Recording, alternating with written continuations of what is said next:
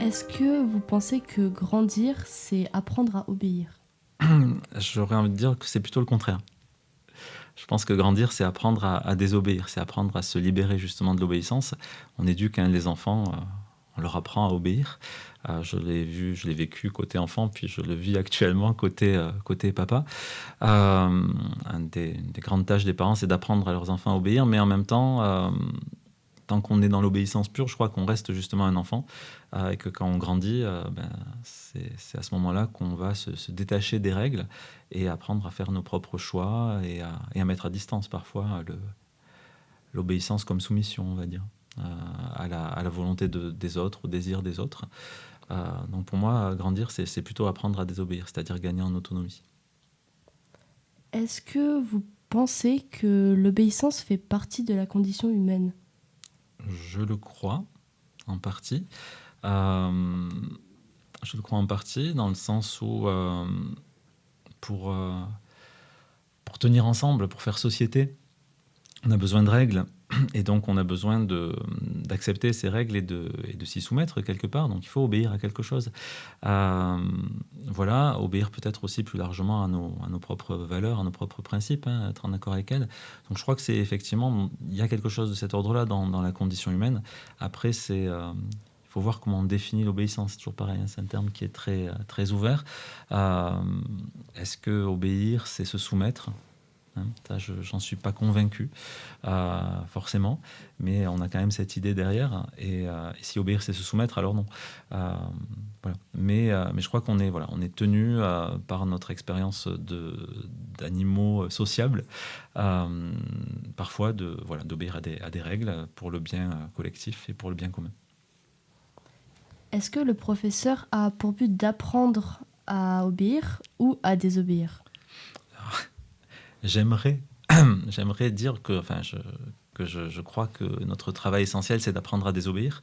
Je ne sais pas si les élèves le perçoivent, je ne sais pas si c'est l'image qu'on renvoie, je ne sais même pas si c'est ce qu'on arrive à faire en vrai face à nos classes. Bien sûr qu'on est là pour apprendre à nos élèves des règles de fonctionnement, leur imposer tout un tas de contraintes et d'obéissance. Hein. Taisez-vous, levez-vous, sortez vos cahiers, travaillez. Ça fait partie du métier. Je crois que si on ne fait que ça, on fait un bien triste métier. Et c'est pas ça que j'ai envie de faire, en tout cas, moi, quand je suis face à mes classes. Je crois qu'on est plutôt là pour vous apprendre à devenir indépendant par rapport à ce qu'on vous apprend. C'est très difficile. C'est très difficile parce que quand on est enseignant, on est un maître, hein, c'est-à-dire un guide aussi, hein, une espèce de maître à penser, de modèle comme ça. Et quand ça se passe bien avec les classes, on le voit, c'est assez facile parfois de passer du statut de maître au statut de gourou. Oui, c'est un peu fragile. On vous manipule en fait quelque part, hein, les élèves, toujours quand on s'adresse à vous. On vous donne l'impression qu'on a le savoir, qu'on sait tout, qu'on a la réponse à tout, qu'on a la vérité, voilà, qu'on vous dit ce qu'il faut penser. C'est très confortable côté prof. C'est super agréable, hein, d'être celui qu'on admire, qu'on écoute, dont on répète les propos, dont on reprend les idées. Et ça, on le sent parfois chez certains élèves. Hein, c'est ce côté un peu, les élèves, pas vous en particulier évidemment, mais les élèves en général, c'est un peu des éponges. Donc ils absorbent ce qu'on leur dit et ils nous ressortent parfois dans les copies ou même quand on discute nos idées, nos opinions, parce qu'ils veulent nous faire plaisir, parce qu'ils sont contents qu'on les apprécie ou qu'on voilà. Et, euh, et donc c'est très grisant ce sentiment côté prof, mais je crois que c'est très dangereux aussi. Parce qu'évidemment, ça ouvre la porte à toutes les soumissions, à toutes les manipulations. Et en faisant ça, on prive nos élèves de leur libre arbitre, un peu, quelque part. Donc je crois que notre travail, il est plutôt de leur apprendre à se détacher de nous.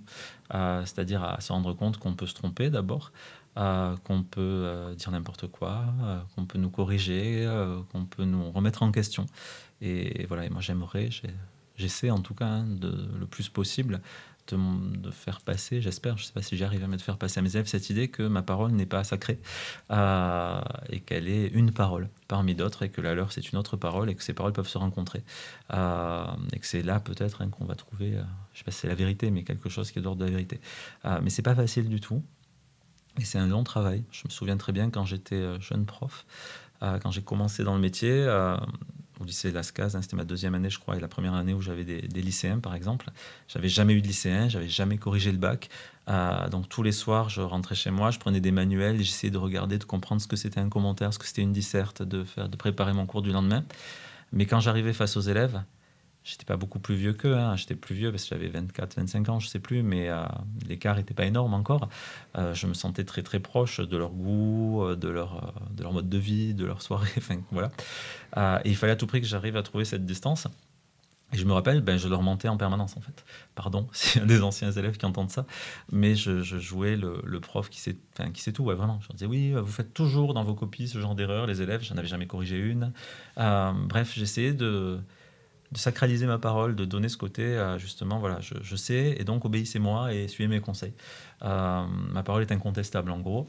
Ça, j'essaie de plus en plus, comme je peux, de limiter cette tendance et de la mettre à distance. Voilà. En tout cas, j'essaie. Mais je crois que c'est ce qu'on devrait tous faire. Un bon prof, c'est quelqu'un qui vous apprend à lui dire non.